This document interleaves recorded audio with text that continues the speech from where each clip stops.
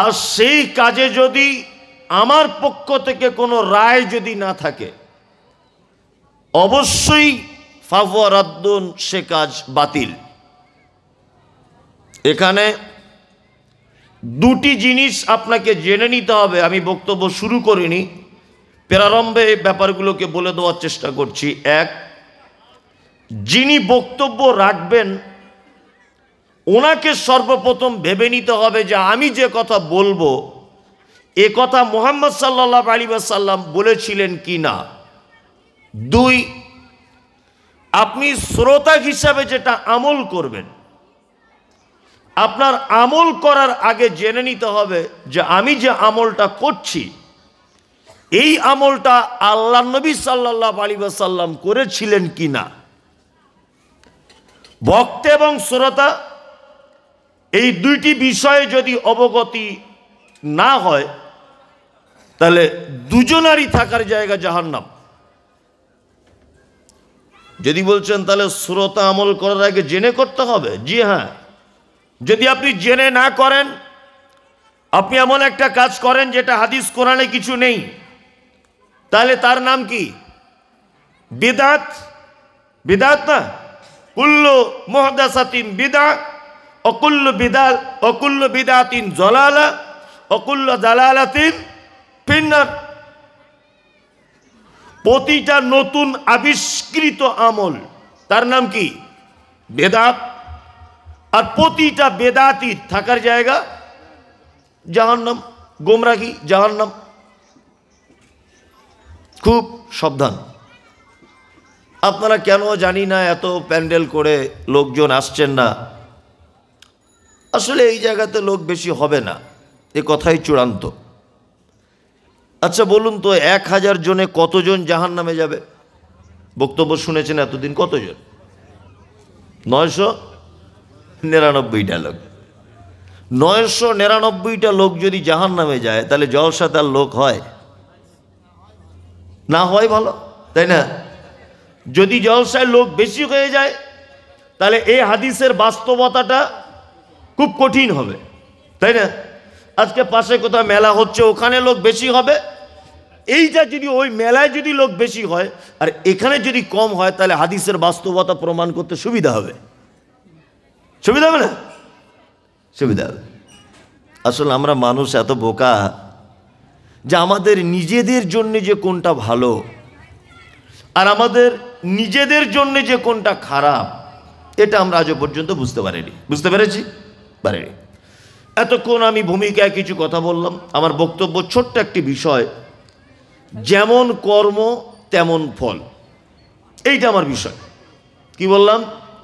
যেমন কর্ম তেমন ফল। আপনার কাজ যেমন হবে ফল তেমন হবে। এটা কিন্তু প্রতিটা ধর্মের মানুষ বিশ্বাস করে, করে না? আপনি একটা হিন্দু ভাইকে বলবেন, ও বলবে পাপ পুণ্য দুটো আছে, স্বর্গ নরক দুটো আছে। যে ভালো কাজ করবে সে যাবে কোথায়? স্বর্গে যাবে। যে খারাপ কাজ করবে যাবে কোথায়? নরকে যাবে। আবার আমাদের ভিতরে এরকম, কেউ ভালো কাজ করলে জান্নাতে যাবে, আবার কেউ খারাপ কাজ করলে জাহান্নামে যাবে। এবার আপনাকে একটা মজার কথা বলি। পবিত্র আল কোরআনে আমি কিন্তু গতানুগতিক বক্তব্য রাখছি না। ওই 4টে মা ফতেমার ঘটনা বললাম আর জোরে নারায়ে তাকবীর বলে দিলাম, বক্তব্য শেষ। ওতে আমি নেই। আমি বক্তব্য দিতে এসেছি আপনার সামনে। আমি বক্তব্য দেব এখন 1 ঘন্টা 2 ঘন্টা, 1 বছর পর্যন্ত যেন আপনার মনে থাকে। আর দুই নম্বর হচ্ছে যে আপনার এই 2 ঘন্টাতে যেন আপনি কিছু শিখতে পারেন। আর আমি এলাম আর কানে হাত দিয়ে ও বাবারা, মায়েরা, খালারা, নানিরা, ওসব বক্তব্য দিয়ে কোনো লাভ নেই, কোনো লাভ নেই। ওসব কি বললাম বুঝলেন? কোনো লাভ নেই। আপনি এখন এই তুমি কথা বলছো কেন? বসো। একটা লোক কথা বলবেন না। আমি কি লোটো গান করছি নাকি এখানে তুমি কথা বলবে? একদম নয়, কোনো কথা চলবে না। মায়েরা যারা আছেন চুপচাপ মেরে বসুন। পবিত্র আল কোরআন আছে এখানে। হাফেজ সাহেব, মাওলানা সাহেব কেউ আছেন এখানে আমার পিছনে? কে? ও ও তো দুজন একজন এইখানে বসুন, সামনে সামনে বসুন, সামনে বসুন। আর আমি ওনাকে বসাচ্ছি এই কারণে যে আমি যে কথাগুলো বলবো, যে আয়াতগুলো বলবো, ওগুলো কোরআনে আছে কি না আমি এখন বলে দিয়ে চলে যাব। এখন আপনারা ভাববেন আমরা কিছু বুঝি না, তো মানে হুজুর যা ইচ্ছা তাই বলে দিয়ে চলে গেছে। ওই জন্য ওনাকে বসিয়ে দিচ্ছি। আমি যেগুলো বলবো উনি সেগুলো বলবেন যে হ্যাঁ এটা কোরআনে আছে, এই আয়াতটা কোরআনে আছে। আরও যদি কোনো মুফতি সাহেব থাকেন, বড় আলেম থাকেন, আমার এই দিকে বসতে পারেন, কোনো সমস্যা নেই, কোনো সমস্যা নেই। আমি বলবো, ওনারা সার্টিফিকেটটা দেবেন যে এটা হাদিসে আছে, এটা কোরআনে আছে। সর্বপ্রথম বলছি সেটা হচ্ছে এই পবিত্র আল কোরআনে আল্লাহ সুবহানাহু ওয়া তাআলা বলেছেন আযাবুন আযীম, আমি জাহান্নামীদের সাজা দেব, বড় সাজা। আজিম মানে কি? বড়, বড় সাজা দেব। আবার কোথাও কোথাও বলছেন আযাবুম মুহিন, মানুষকে আমি লজ্জাজনক আযাব দেব। এই মায়েরা যারা আছেন, মায়েরা যারা আছেন, আপনি যদি ডিস্টার্ব করেন তাহলে আপনাকে দেখে বুঝতে পারা যাবে আপনি কোন ফ্যামিলির মেয়ে। একটা কথা বলবেন না, একটাও কথা বলবেন না, বসুন চুপচাপ মেরে বসে যান, কথা বলবেন না।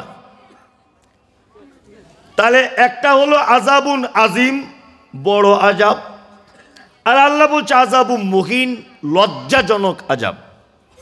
আছে তো এগুলো কোরআনে? জি। আর একটা শব্দ এসেছে আযাবুন আলিম, কঠিন আযাব। তার মানে বোঝা যায় যে জাহান্নামীদের আযাবের অনেক কোয়ালিটি আছে, আছে না? বড় আযাব যা, লজ্জাজনক আযাব, আবার কঠিন আযাব, তিনটা আলাদা না এক? আলাদা। ঠিক জান্নাতের ক্ষেত্রেও তেমন, জান্নাতের ক্ষেত্রেও তেমন। মুহাম্মদ সাল্লাল্লাহু আলাইহি ওয়াসাল্লাম তিনি বলছেন, তোমরা যখন আল্লাহর দরবারে যখন জান্নাত চাইবে, কোন জান্নাত চাইবে? কারো জানা আছে? ফেরদাউস, তাই না? ফেরদাউসটা চাও। তারপরেও জান্নাতে আদান, জান্নাতুল নাঈম, জান্নাতে রায়ান, জান্নাতুল খুলদ, এই সমস্ত জান্নাতগুলো আছে না? আছে।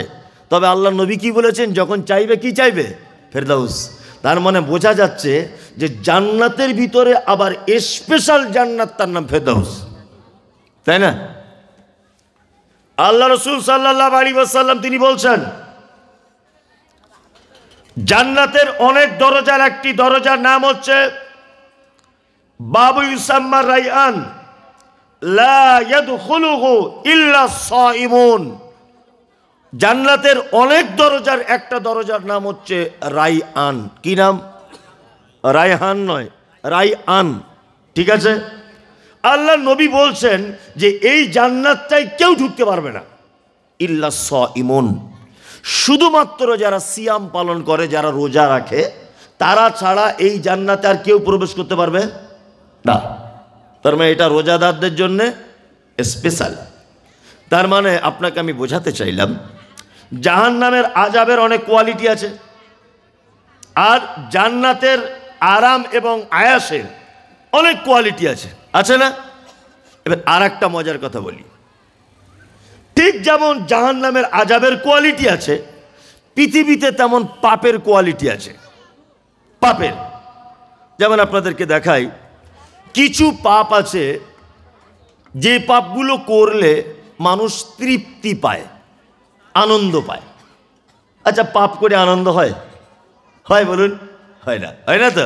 তাহলে আমি একটা পাপ দেখাচ্ছি, দেখুন আনন্দ হয় কি না হয়।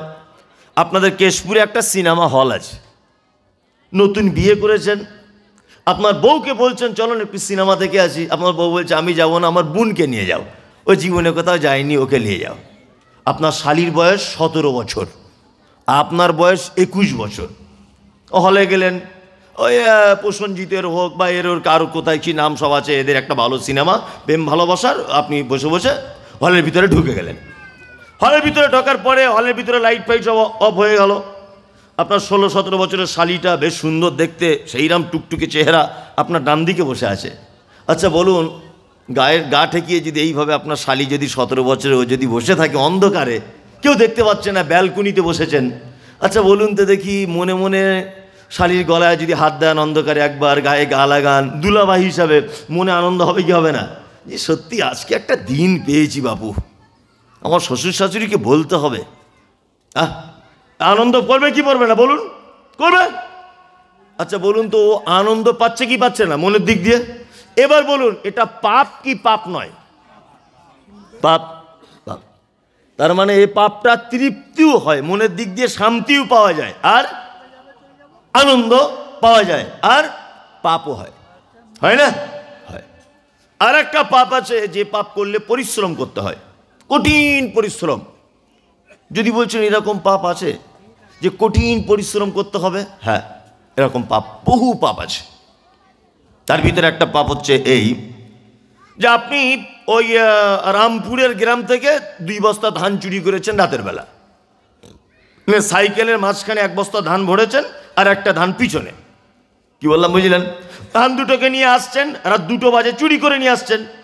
ঠিক রাস্তার মাঝখানে সামনের চাকার টায়ারটার টিউবটা ফেটে গেছে। আচ্ছা বলুন, 2 বস্তা ধান সাইকেলে চাপানো, আর যদি টিউব বাস্ট করে, ওর এই পাংচারওয়ালা সাইকেল আপনার 1.5 কিলোমিটার 2 কিলোমিটার দূরে আপনার বাড়ি, ঠেলে ঠেলে আনতে কষ্ট হবে কি হবে না? না সাইকেল ফেলে দিয়ে আসতে পারছেন, না ধান ফেলে দিয়ে আসতে পারছেন, মহা গেঁড়া কল। ওই পাংচারওয়ালা সাইকেল যদি আপনি ঠেলে ঠেলে বাড়ি পর্যন্ত আনেন, আপনার গা দিয়ে কাল ঘাম ছুটবে না? হ্যাঁ, এদিকে টেনশন, ধরা পড়ে গেলে মার, আবার এদিকে সকাল হয়ে যাচ্ছে, তাড়াতাড়ি যেতে হবে। তাহলে এটা পাপ হলো কি হলো না? চুরি করা পাপ কি পাপ নয়? তাহলে পাপও হলো, পরিশ্রমও করতে হলো, ঘাম ছুটে গেল, তাই না? আর একটা পাপ আছে যেটা নর্মাল, আমরা কিছু মনেই করি না। যেমন চায়ের দোকানে বসে আছেন, তা একটা লোক মোটর সাইকেল বুলেট গাড়ি নিয়ে ভোঁ করে চলে গেল, বুলেট গাড়ি নিয়ে।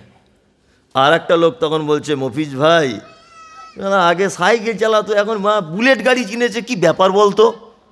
তখন ওই বুড়ো লোকটা বসে বসে বলছে, বুলেট গাড়ি কিনবে না? বলছে কলকাতায় কাজে গিয়েছিল, মানে 10 লাখ টাকা ঝেড়ে নিয়ে এসছে। ও ঝেড়ে নিয়ে এসছে, তোমার বাপ দেখতে গিয়েছিল? তুমি বলতে গেলে কেন? হ্যাঁ, পাড়ার একটা লোক 2 তলা বাড়ি করেছে, তা আর একটা লোক বলছে 2 তলা বাড়ি করবে না, ও জমি দালালি করে, ও লটারি টিকিট কেটে টাকা পেয়েছে, ও লটারি টিকিটে টাকা পেয়েছে, তুমি দেখতে গিয়েছিলে? ও চুরি করেছে, তুমি দেখতে গিয়েছিলে? ও চুরি করেছে, তুমি বলতে গেলে কেন? এটা আমরা বলি, কিন্তু এটা যে আমাদের মারাত্মক পাপ, এটা আমরা ভাবি না। অথচ আল্লাহ তাআলা কি বলছেন? ইয়া আইয়ুহাল্লাযীনা আমানু ইজতানিবু কাসীরাম মিনাজ-জান ইন্না বা'যাজ-জান্নি ইসমুন। কোরআন আছে তো এটা।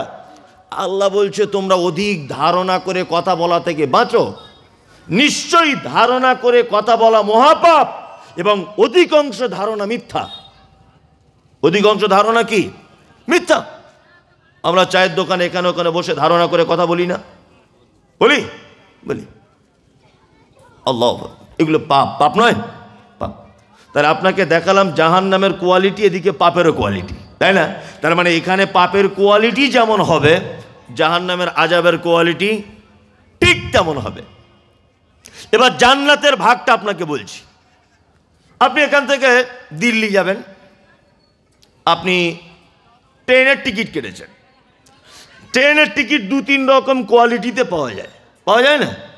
এক হচ্ছে চালু টিকিট, বুঝেন তো? চালু টিকিট যারা দিল্লি বোম্বে যায় তারা জানে, রাতের বেলা এরকম করে কেউ ঘুমাচ্ছে, কার মাথার উপরে কারুর পা, হ্যাঁ হয় না? কেউ বাথরুম ঘরে গিয়ে চিত হয়ে শুয়ে আছে, আর বিড়ি টানছে, কেউ কেউ খৈনি খাচ্ছে, কোনো ডিসিপ্লিন বলে কিছু নেই। কারোর ব্যাগের উপরে কেউ শুয়ে আছে, আর হয় না? কেউ সিটের তলায়, কেউ দেখবেন বাংকারে গামছা বেঁধে তাতে শুয়ে আছে, দেখতে পাওয়া যায় না? যা দূরপাল্লায় যান দেখেন তো, দেখেন। আচ্ছা বলুন তো, এই টিকিটের দাম সব থেকে বেশি না সব থেকে কম? কম। ধরে নেন 500 টাকা। আপনি এবারে 1000 টাকা দিয়ে একটা টিকিট কাটলেন, তার নাম রিজার্ভেশন, অর্থাৎ আপনার সিট কনফার্ম, আপনি দিল্লি পর্যন্ত আরাম করতে করতে যেতে পারবেন শুয়ে। ওই ট্রেনেরই আর একটা টিকিট পাওয়া যায়, তার দাম 2,500 থেকে 3,000, তার নাম এসি। হ্যাঁ, গরমের দিনে ঠান্ডা, ঠান্ডার দিনে গরম, হিটার চলবে, চলবে না? তার মানে বোঝা যাচ্ছে একটাই ড্রাইভার চালাবে, একই স্টেশনে ছাড়বে, একই স্টেশনে গাড়িটা পৌঁছাবে, কিন্তু যার মাল যেমন তার আরাম তেমন। 500 টাকার টিকিট কেটেছো, গোতাগুতি করে যাও। 1000 টাকা দিয়ে কেটেছো, আরাম করে যাও। তুমি 2000 টাকা দিয়ে কেটেছো, তুমি এসিতে করে যাও। ব্যাপার এরকম নয়। আমলের ব্যাপারটা ঠিক এই রকম, একদম এরকম। আপনার এখানে আমলের গতি যেমন হবে, আপনার আমলটা যত পাওয়ারফুল হবে, তত পাওয়ারফুল নামক জান্নাত আপনি থাকবেন। আর এখানকার আমল যদি নরমাল হয়, আপনি জান্নাতে যাবেন, তবে নরমাল জান্নাতে থাকবেন, ফেরদাউসের মতো আরাম পাবেন না। কি বলছি বুঝতে পারছেন? যদিও জান্নাত এতই আরামের জায়গা, আল্লাহু আকবার, মানে যেটা কল্পনাতে আসবে না। জান্নাত মানেই সুন্দর। জান্নাত মানে কি? সুন্দর বাগান। আল্লাহু আকবার। দুটো জিনিস বুঝিয়ে দিলাম আমি আপনাদেরকে। বলেছি যেমন কর্ম তেমন ফল, এই ব্যাপারে কথা বলবো, তাই না? চলুন তাহলে এবার আপনাদেরকে কিছু ভালো কর্ম বলবো, যে কর্মগুলো করলে জান্নাতে যাওয়া যাবে। আর এমন কিছু কর্ম বলবো যে কর্মগুলো করলে থাকার জায়গা জাহান্নাম। আমরা যারা বসে আছি গুটি কতক মানুষ, যদি আমি হাদিস এবং কোরআন থেকে কিছু কথা বলে দিই, আচ্ছা মানা যাবে? কই কারা কারা মানবেন বলুন তো, আমি তাহলে বলবো। যদি আবেগে হাত তুলবেন না, আমি ওই রকম হুজুর নয় যে জোরে নাড়াই তকবির দিলে হুজুর একেবারে ফুলে কোলা ব্যাঙের মতো হয়ে গেল, আমিও হুজুর নয়। কি বললাম বুঝলেন না?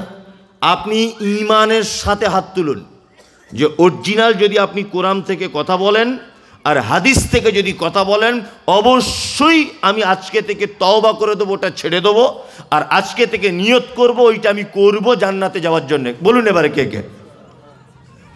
ঠিক আছে, তাহলে তো আমার আর বলতে অসুবিধা কিছু নেই, তাই না? এইবার আপনাদেরকে আমি আরও দুটো একটা কথা বলে তবে আমি আমলগুলো শুরু করব।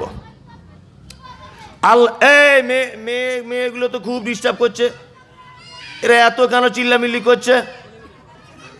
বাচ্চা কাচ্চাগুলো চুপ করো বেটা, চুপ করো। আশ্চর্য ব্যাপার। এদিকে ফিরো। ওই যদি জলসাতে এরকম করে তাহলে বাড়ি কি করে? ও যার সংসার করছে সে তো পাগল হয়ে যাবে। এতগুলো পুরুষ মানুষ মানা করে যদি না শোনে, তা ও বাড়ি কি করে? মায়েরা, আপনারা আমার মায়ের জাতি, আপনারা চুপচাপ মেরে থাকুন, কথা বলিয়েন না মা, কিছু শুনুন, কাজ হবে। আল্লাহ সুবহানাহু ওয়া তাআলা পবিত্র আল কোরআনের ভিতরে বলছেন যে আমি তোমাদের কেন সৃষ্টি করেছি জানো? আল্লাযী খালাকাল মাউতা ওয়াল হায়াতা লিয়াবলুয়াকুম আইয়ুকুম আহসানু আমালা, সূরা মুলক 2 নম্বর আয়াত। তাই তো হবে সাহেব? জি। আল্লাহ তাআলা বলছেন আমি হায়াত এবং মওতকে তৈরি করলাম এই কারণে তোমাদেরকে পরীক্ষা করা হবে, তোমাদের ভিতরে উত্তম আমল কে করবে। এখানে একটা মজার কথা বলে রাখছি, সেটা হচ্ছে এই, আল্লাহ পবিত্র আল কোরআনে যত জায়গায় বান্দার আমল করার কথা বলেছে, প্রতিটা জায়গাতে আমলের আগে বা আমলের পরে ভালো, উৎকৃষ্ট, উন্নত মানের আমল করো এ কথা বলেছেন। যেমন এখানে বলছে আহসানু আমালা, মানে উত্তম আমল। ওয়া আমিলুস সালিহাত আছে না? আবার এখানে আল্লাহ তাআলা বলেছেন আমল করো সালেহ আমল। আল্লাহ পবিত্র আল কোরআনে সূরা আন-নাহল আয়াত নম্বর 97 আল্লাহ তাআলা বলছেন মান আমিলা সালিহাম মিন যাকারিন আও উনসা ওয়া হুয়া মুমিনুন। এখানে আল্লাহ বলছেন তোমাদের ভিতরে নারী পুরুষ যে কেউ হোক, মান আমিলা সালিহাম মিন যাকারিন আও উনসা। আচ্ছা এটা হবে সাহেব? আছে। আল্লাহ বলছে তোমাদের ভিতরে নারী পুরুষ যে কেউ হোক, তারা যদি আমলে সলে যদি করে, তার মানে বোঝা যাচ্ছে আমলে ভেজাল আছে। কি বললাম বুঝলেন? এই দেখুন, এইটা ধরে নেন 1 বোতল সরিষার তেল, ধরে নেন আমার এইটা 1 বোতল সরিষার তেল। আমার এই সরিষার তেলটা যখন দোকান থেকে কিনেছি তখন দেখবেন উপরে লেখা আছে 100% খাঁটি, লেখা থাকে না? থাক। আচ্ছা, এ কোম্পানি 100% খাঁটি লিখলো কেন?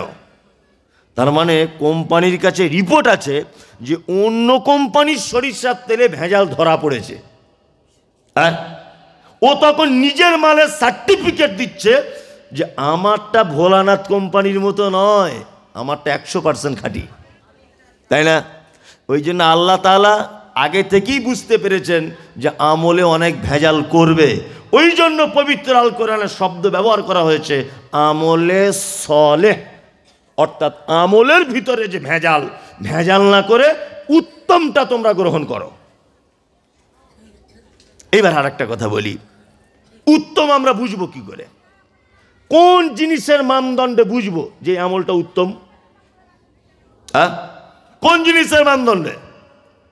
আমি এক জায়গায় বক্তব্য দিয়েছি যে তাবিজ দেওয়া হারাম, তাবিজ চলবে না, তাবিজ দেওয়া শিরক, এটা আমি বক্তব্য দিয়েছি। তা আমাকে একজন বলছে, হুজুর তাবিজটা দেয় কারা? কারা দেয়? তাবিজ তো স্কুলে হেডমাস্টার দেয় না, তাবিজ তো কোনো আদাওয়ালা দেয় না, আলুওয়ালা তো তাবিজ দেয় না, তাবিজ দেয় কে? জি ভাই, তাবিজ তো হুজুরই দেয়। তা বলছে আপনিও কে? আচ্ছা, আমিও হুজুর। তা বলছে আপনি বলছেন তাবিজ দেওয়া হারাম, শিরক, আর যে হুজুর দিয়েছে ও হুজুর তাহলে কি ভেবে দিলেন? এটাও তো একটা কথা। হ্যাঁ, এটাও একটা কথা না? কথা। একটা কথা মাথায় রাখবেন, যখন আমরা ধান কেটে বাড়িতে আনি, কোনো কোনো জায়গায় কুলো দিয়ে, কুলো বুঝেন তো, কুলো দিয়ে ধানে হাত ঘুরিয়ে ঘুরিয়ে পরিষ্কার করে, আবার এখনকার ডিজিটাল যুগ পাখা দিয়ে হাওয়াতে পরিষ্কার করে না? আচ্ছা বলুন তো দেখি, পাকার হাওয়া দিয়ে যখন পরিষ্কার করে যেগুলো উড়ে চলে যায় এগুলোর নাম কি? আগড়া, আগড়া বলে, তাই না? চিটে, আগড়া এগুলো বলে না? আবার কোথাও বলে পাতান, অনেক জায়গাতে অনেক নামে বলে। আচ্ছা বলুন তো এই চিটেগুলো কোন গাছে হয়? হ্যাঁ, ধান গাছেই হয়, তাই না? আচ্ছা, চিটে উড়ে যায় কেন? ভিতরে চাউল, ভিতরে মাল নেই, এই কারণে উড়ে চলে যাচ্ছে, তাই না? তার মানে বুঝে নিতে হবে যে বড় পাঞ্জাবি পরলেই আর পাগড়ি পরলেই যে ও বড় হুজুর, এটা ঠিক নয়। ও হুজুরদের গাছে ধরেছে, ভিতরে মাল নাই। কি বলছি বুঝতে পারছেন না?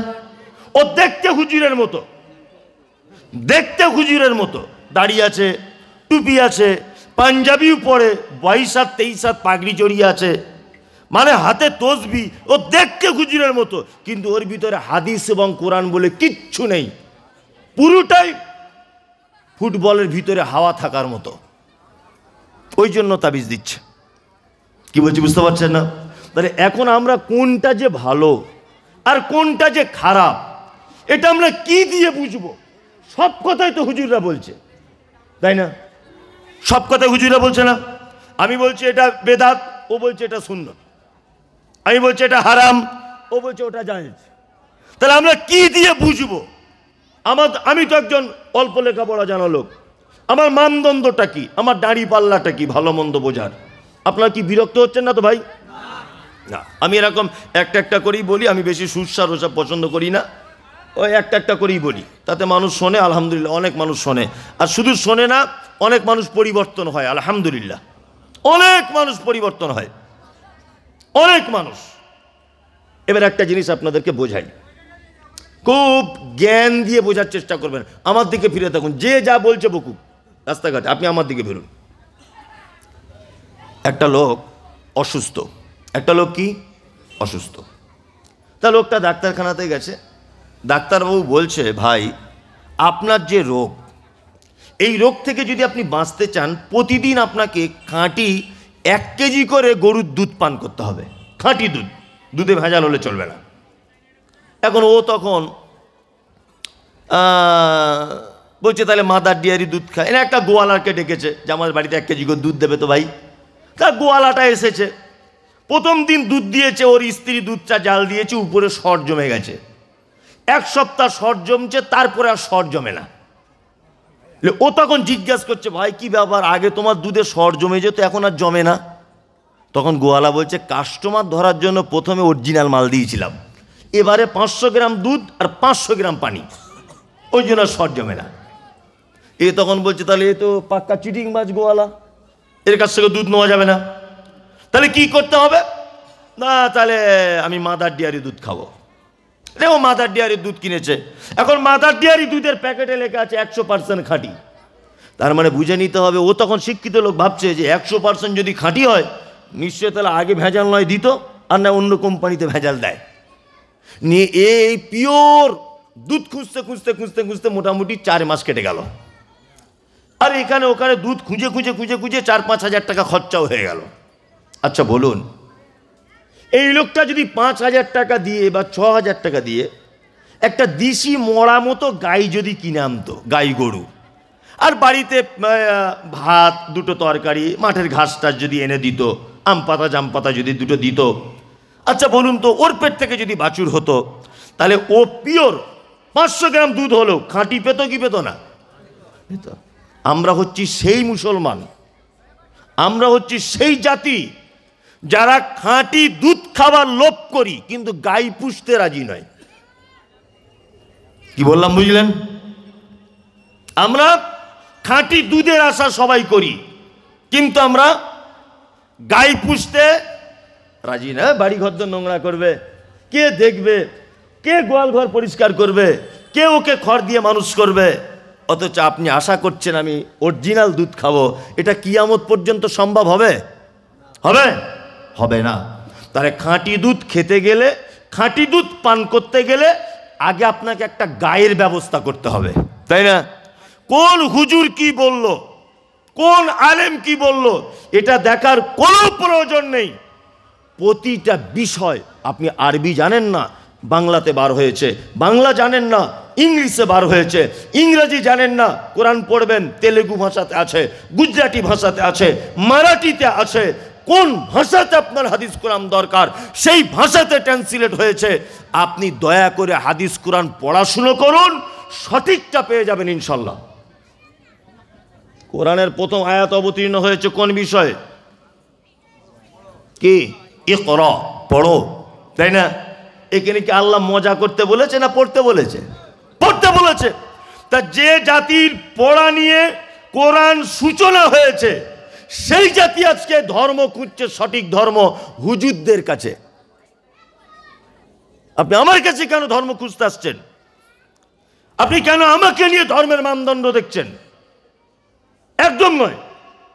আপনি কাল সকালবেলাতে বাংলা কোরআন কিনে আনুন, আরবি যদি না পড়তে পারেন, কাল সকালবেলাতেই আপনি কিনে আনুন। কি কিনে আনুন? বাংলা হাদিসের বই কিনে আনুন। যদি বলছেন হুজুর বাংলায় চলবে, আচ্ছা এটা 2024 সালে এসব গল্প চলে? হ্যাঁ, কি আশ্চর্য ব্যাপার! এসব হুজুরদের ডুপ্লিকেট ছাড়া আর কিছু নয়। করে কামে খাবে, ইনকাম করে খাবে, এই একটা লাইন, এছাড়া আর কিছু নয়। কি বললাম বুঝলেন? একটা লোক গরু চেনে না, গরু চেনে না, তার দুধ খাওয়ার ইচ্ছা, তা বলছে আমি একটা হাটে গিয়ে গরু কিনে আনবো। তা আর একটা লোক তখন বলছে, ভাই তুই তো আমেরিকায় থাকিস, শিক্ষিত লোক, গরু তো চিনিস না, তা যে গরুটা কিনবি অবশ্যই লেজ তুলে দেখিস গরুটা কি গরু। তো বাজারে গেছে গরু কিনতে, খুব সুন্দর একটা নাদুস নুদুস এঁড়ে গরু দেখে ওর পছন্দ। গরুর মালিককে বলছে যে দুধ হয়। মালিক তখন বলছে এবার একটা বোকা কাস্টমার পেয়েছি, তাছাড়া আসলে এঁড়ে গরু জিজ্ঞেস করে দুধ হয় কিনা? হ্যাঁ, নিশ্চয়ই বোকা লোক। এখন বলছে ভাই কত? তা বলছে 20,000। তা বলছে না 19,000 হবে না, বেশি দাম দর করছে না, ধনী লোক ভালো। গরুটা কেনা হয়ে গেছে। তখন মনে পড়েছে গ্রামের সে ওই ফটিক চাচা বলেছিল লেজ তুলে দেখতে। এখন ওই গরুর মালিককে বলছে ভাই আমি একটু লেজ তুলে দেখবো। তখন বলছে আস্তাগফিরুল্লাহ, ওসব খারাপ জায়গায় লেজ তুলে দেখে? হ্যাঁ, আপনার কোনো একটা বিবেক বুদ্ধি আছে?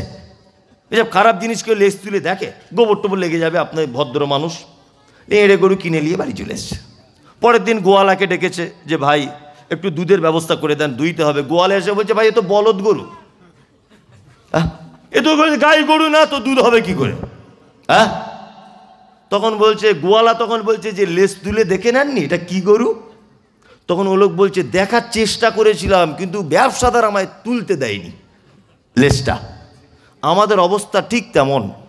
আপনি যখন সাধারণ মানুষ কিছু যখন ধর্মীয় বিষয়ে জানার চেষ্টা করছেন না, তখন হুজুর আপনার মাথাতে গোবর ঢুকিয়ে দিয়ে বলছে, এই তুমি কি আলেম?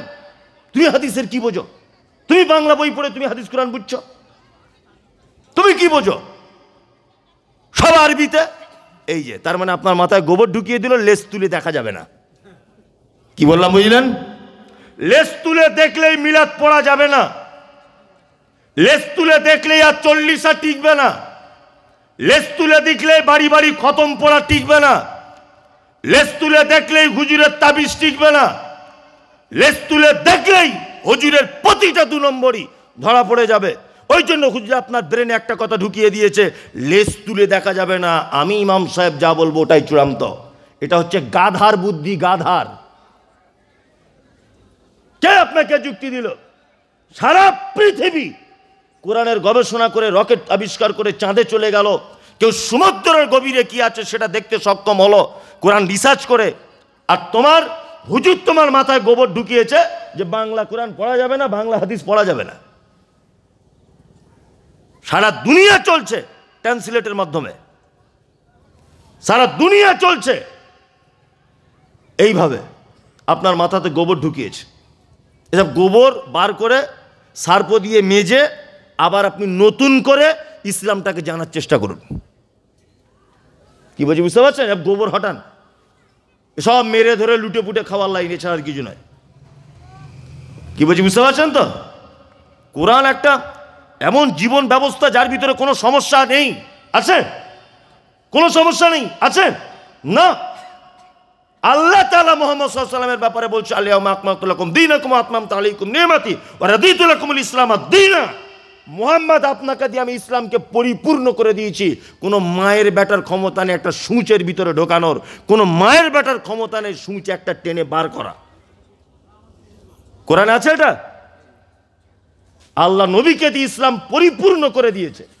এখানে কোনো জিনিস নতুন করে ঢোকানো যাবে না, কোনো জিনিস নতুন করে টেনে বার করা যাবে না।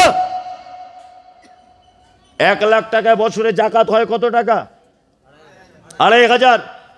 কিয়ামত পর্যন্ত টাকার দাম যত টাকায় বাড়ুক 2,500 টাকাই থাকবে, চুল পরিমাণ। এটা কোনোদিন বেড়ে 3,000 হবে না, কমে গিয়ে 2,200 টাকায় আসবে না।